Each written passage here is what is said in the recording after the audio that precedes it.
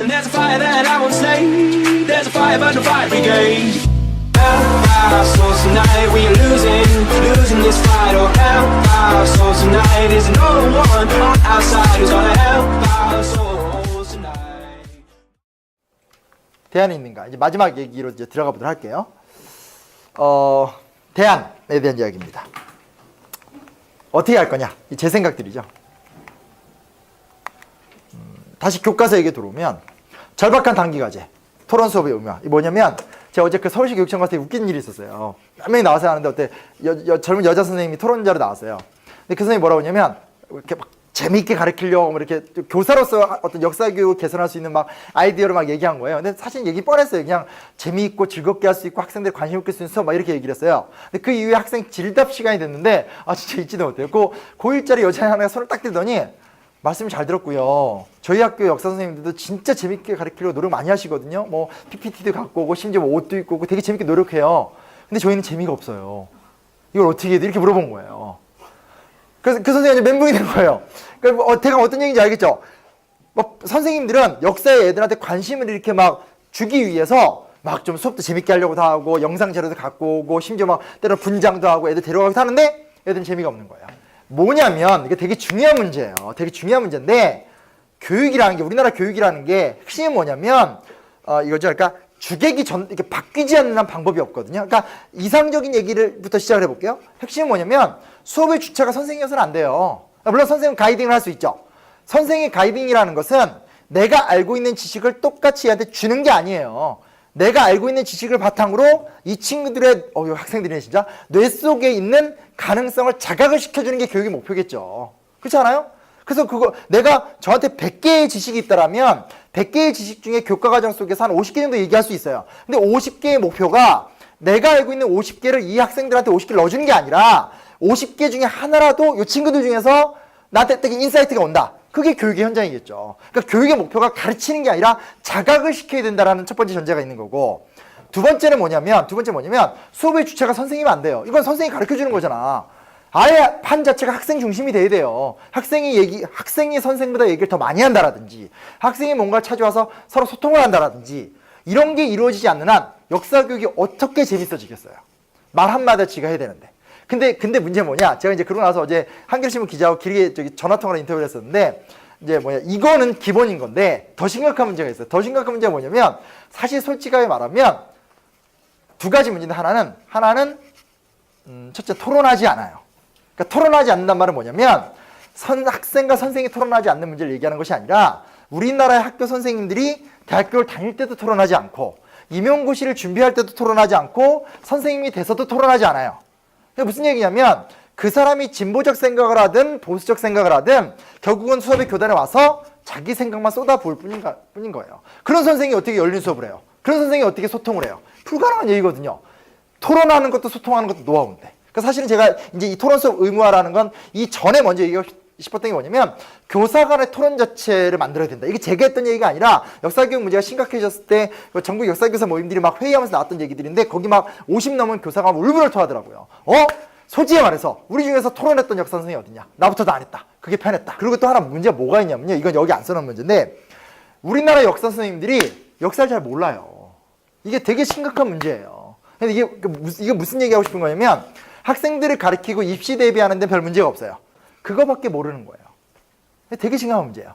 예를 들어 보세요. 지금 서점을 가보시면 서점에 가면 역사 코너 책 진짜 안 팔리거든요. 우리가 어떻게 되면 옛날에는 어려운 학술서밖에 없었어요. 그러다가 전국 역사 교사 모임이 발족이 되면서 아마 기억하실지 모르겠지만 살아있는 세계사 교과서, 살아있는 한국사 교과서, 아틀라스 한국사 이런 거 들어보신 적 있죠? 이렇게 되게 칼라로 이렇게 써있고 쉽게 쓴 책들. 그게 나오면서 한 10년 전에 역사 교육의 저변이 많이 확충이 됐어요. 그러면 그 다음 단계는 그 다음으로 수준이 올라가야 되는데 그 다음에 누가 나왔냐? 소위 말하는 인간계를 잡고 있는 스타 강사들. 그 내용을 하나하나 읽어보면 그냥 수업 시간에 하는 거나 아니면 한국사 능력검정시험이나 수능에 보는 교과 내용을 그대로 답습한 내용들이에요. 무슨 얘기냐면 우리나라가 갖고 있는 가장 심각한 문제는 뭐냐? 토론을 하려면 교과 교육 이상의 지식과 주관을 갖고 있어야 될 거 아니에요. 그래야지 뭐가 소통이 되는 거지. 안 되는 거예요. 사실은 지식의 빈곤이 전제로 되어 있는 거고 지식의 빈곤이 전제가 되어 있으니까 토론 수업도 당연히 될 수가 없죠. 이게 되게 심각한 문제예요. 근데 어쨌건 지금으로서 방법론적인 핵심이 뭐냐면 토론 수업의 의무화는 상당히 큰 의미를 가질 거예요. 왜냐면 어쨌든 의무를 해놓으면 선생님들이 공무원이잖아요. 그러니까 뭘 해야 돼요. 그래서 이제 어쨌든 좀 의무화를 시키는 것이 좀 중요하지 않을까라는 생각이 좀 들고요. 두 번째 자유발행제입니다. 자유발행제라고 하면 이제 핵심적인 교과 내용은 있고 나머지 것들에 대해서 이제 자유롭게 이제 그 교과 내용의 주제를 챙기는 내용들이기 때문에 저는 자유발행제가 대안이 아닐까라고 생각이 되고요. 이거 하나만 얘기하면 돼요. 근현대사 중심으로 교육을 가야 돼요. 이건 분명해요. 여러분 탑 재밌어요? 뭐 석조 미륵보살 입상 재밌나요? 솔직히 말해서 답사나 여행 가면 제가 제일 싫어하는 게 뭔지 알아요? 어디 놀러 가면 사학과 출신이잖아요. 꼭 가가지고 이렇게 비석 같은 게 있으면 한자 막 이렇게 써 있잖아요. 저 몰라요. 그래서 저한테 영화 일로 와봐 해석해봐. 저 못해요.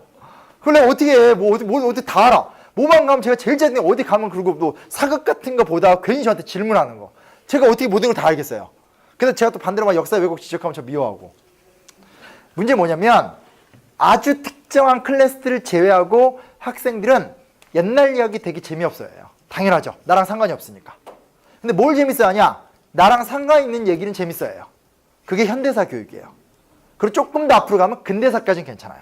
그래서 사실은 역사 교과서, 국정 교과서 문제가 해결되는 것에서 끝나는 것이 아니라 다음 단계로는 이제 근현대사 중심의 교육이 좀 돼야 되지 않을까. 뭐 이런 얘기들도 좀 해볼 수 있습니다. 뭐 얘기를 이제 일단 말할 시간에 대해서 마무리 좀 지어야 될 것 같은데, 첫째는 뭐냐면 사실은 아무리 그래도 가장 중요한 주제는 독서예요. 그러니까 시민들 스스로가 책을 읽고 소통하고 고민하고 대화를 나누지 않으면, 그러니까 소스가 없으면 해결될 수 없는 문제인 것 같아요. 이 국정화 문제가 우리 사회에 던진 화두는 너희들 사고하고 있느냐, 너희들 뭘 알고 있느냐, 이 문제에 대해서 평가할 수 있는 능력이 있느냐, 이런 질문인 것 같아요. 결국은 국민들 스스로가 독서를 하려고 하고 독서의 산출물로 소통하려고 하는 의지, 이런 것들이 있지 않으면 안 되겠다는 생각이 들고요. 장신대에서 왔으니까 또 얘기를 하는데, 기독교인들이 파기에 맞설 수 있겠는가. 제가 되게 신기한 게 뭐냐면 이번에 국정화라든지 그전에 뭐 세월호나 여러 사건들을 보면서 굉장히 의외로 보수적인 교단 출신의 목사님들이, 젊은 목사님들이나 전도사님들이 이 문제에 대해서 관심을 많이 가지시고 적극적으로 의견 표현하는 걸 많이 봤어요. 물론 이건 있어요. 적극적으로 응원을 많이 해주세요. 저한테 페북으로 몰래 수고하고 있다. 그래놓고 이제 저한테 뭐라고 하냐면, 그러니까 제가 얘기를 들어보니까 뭐 30대 초반 뭐 이러면서 뭐 교육부 사역 담당자예요. 그래서 제가 그러면 해당 거기서 좀 이렇게 한번 좀 잘해주시라 이렇게 얘기하면 저희 교회는 굉장히 보수적입니다. 제가 얘기했다 잘려요. 다 그래요. 한 뭐 18, 9 막 그래요. 그럼 뭐예요? 그럼 나는 저도 많이 잘렸거든요. 이번에 해가지고 당연히 학원에서 이렇게 하면 학원에서 이렇게 튀는 게 뭐가 좋아요? 저도 튀려고 한 게 아니에요. 그냥 상황이 답답해서 글 한 번 썼는데 그 세상에 너무 알려졌고, 그 다음에 해야 될 거 했어요. 근데 했더니 갑자기 포털 사이트에 막 제 이름이 막 나오고, 근데 갑자기 학원에서 연락이 끊기고, 뭐 이렇게 된 거거든요. 그러니까 아무튼 뭐 그걸 뭐라고 그러는 건 아닌데, 뭐냐면 어찌됐건 제가 느끼는 현상은 뭐냐면 상당수의 젊은 기독교인들이 국정화라든지 꽤 진보적일 수 있다고 느끼는 이슈들에 대해서 반응을 하시더라고요. 그리고 젊은 목회자들이 눈앞에 드러내진 않지만 이면적으로도 많이 의견도 표명하고 지지하고 이런 모습들도 많은데 수면으로 드러나고 있지는 않는 맥락을 만들어갈 필요성이 있다는 생각이 들어요. 그리고 또 이제 또 하나의 문제는 뭐냐면 이게 그렇잖아요. 그러니까 오늘 이건 이제 좀 이슈와 관련된 이야기였는데, 그러니까 뭐라 해야 되나, 사실은 이제 교회를 다니면 성경 공부 뭐 하기도 바쁘고 뭐 이런 시간이 될 수 있기 때문에 역사 자체를 어떻게 이해할 것인가 뭐 이런 부분에 대한 좀 준비도 안 돼 있는 것 같고, 그래서 그런 부분이 좀 많이 개선이 된다면, 그래서 좀 뭐라 해야 되나 된다면 한국에도 더 많이 바뀔 수 있지 않을까 뭐 이런 생각도 좀 해보게 됩니다. 그래서 어쨌건 뭐 국정화 관련된 현재적인 전반적인 이슈들은 이런 것들이 있고요. 그와 관련돼서 일단 요 정도 얘기를 마치고 질답을 받으면서 혹시 추가로 얘기 있으면 하겠습니다.